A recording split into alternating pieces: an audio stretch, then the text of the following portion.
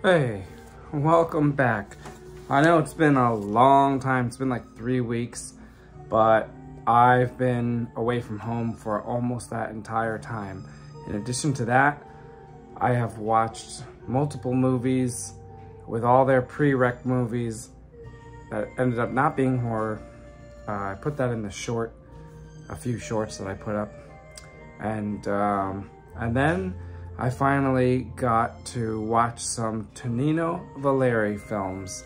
And his horror film that we're gonna talk about is Caro Assassino, which means My Dear Killer. So here is the poster, which has a little girl looking through the windows of a door at someone trying to get in. But before we talk about this movie, let's talk about the previous Tonino Valerii films. He started off, now this is a little bit confusing, but he may have co-written the first big spaghetti western, which was A Fistful of Dollars, featuring Clint Eastwood and directed by Sergio Leone.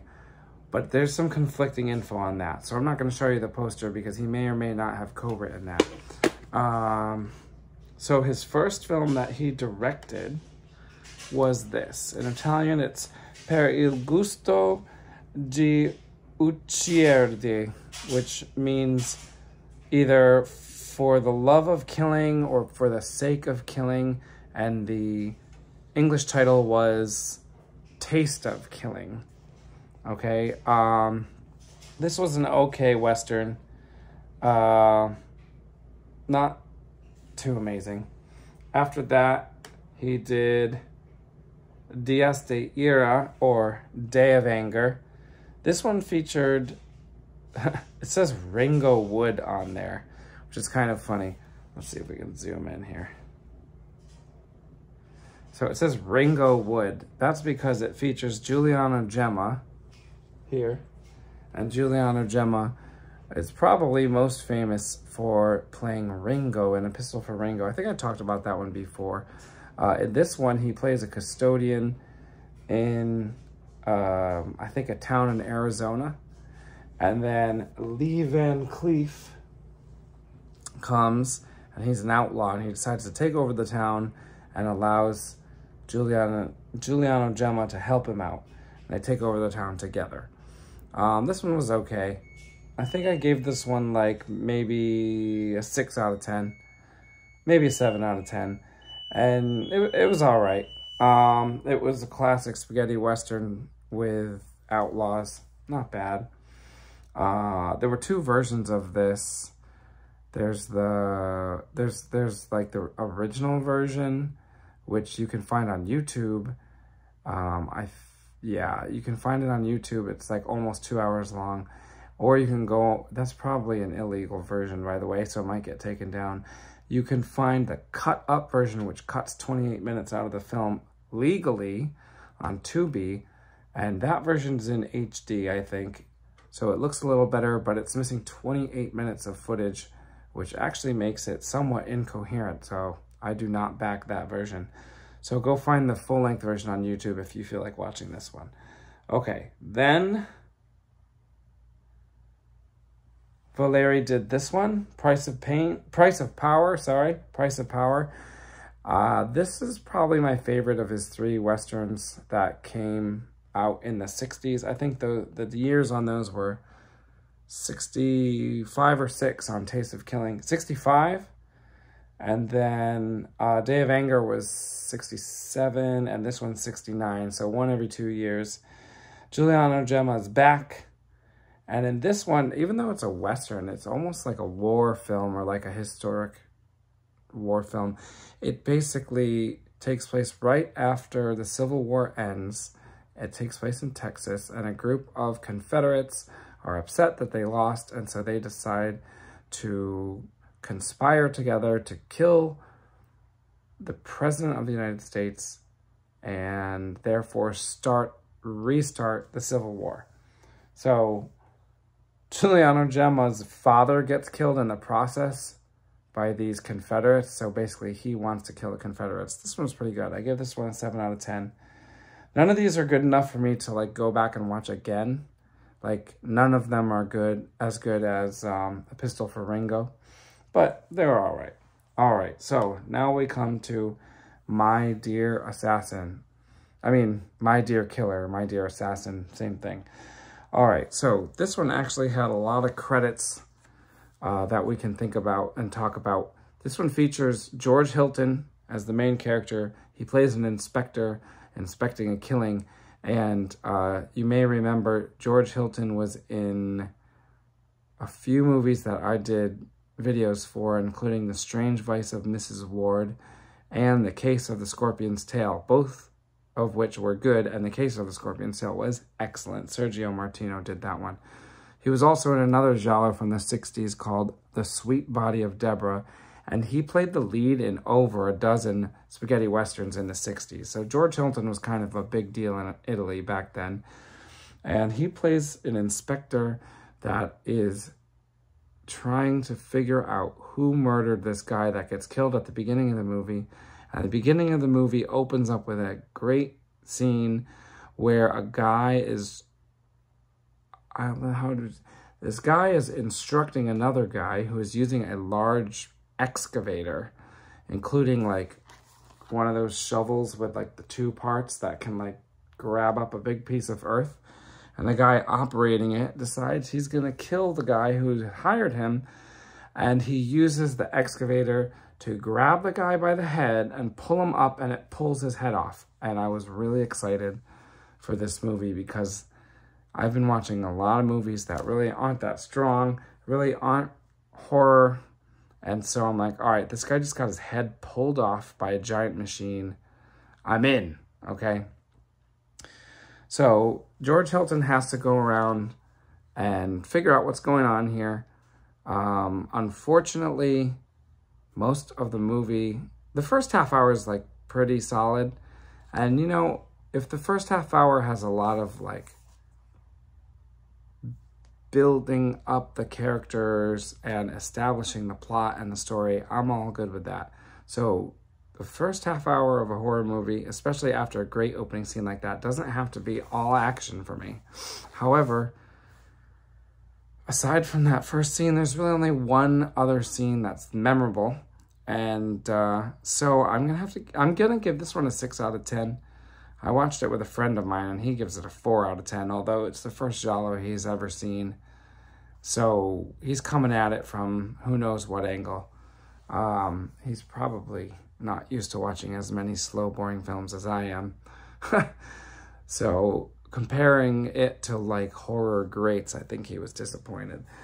But yeah, I give it a 6 out of 10. If you want to go see it, you can see this on Shudder right now. Shudder's the only place that you can watch it, actually, right now. Which I was a little bit glad for, because I pay for a Shudder account and I end up watching like one thing on there every 2 months. But this is on there, so that's good. Now, I'll show you a small spoiler, although if you look at any promotional material for this movie, this won't be a spoiler for you. But here is an alternate piece of art. This is a modern artwork for the soundtrack, which was done by Ennio Morricone. And I think Ennio Morricone gets probably the most credits out of anyone that I've talked about. I think he's done 8 horror films from the beginning of 1970 to now. He did Bird with the Crystal Plumage, Cat o' Nine Tails, Four Flies on Grey Velvet, A Lizard in a Woman's Skin, Black Belly of the Tarantula. He also did Black Day of the Ram, and which was also called The Fifth Chord, and Short Night of Glass Dolls. I think I did videos for all of those except for Day of the Ram, because there wasn't that much violence in that one. So anyway, this shows a circular saw. And the coolest scene in the whole movie is when the killer kills this woman with a circular saw. And as far as gialli from the early 70s go, this scene is probably the bloodiest one. They probably rigged up this circular saw, and it was a handheld circular saw. Actually, this is not really what it looks like. It's much smaller. But they take this handheld circular saw, and the killer like slashes this woman 3 times, and they probably had some kind of like blood spurt effect attached to the saw itself because it looked pretty good. But yeah, I told my friend that I watched it with to try and figure out the killer. He wasn't able to. I wasn't able to either, although it wasn't that big of a shock either.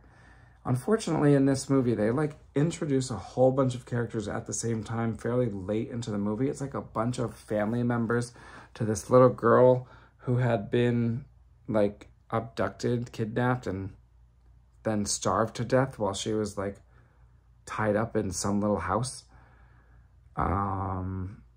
So they like introduce all these family members to the girl. And so once all those family members were introduced, it was difficult to keep track of them.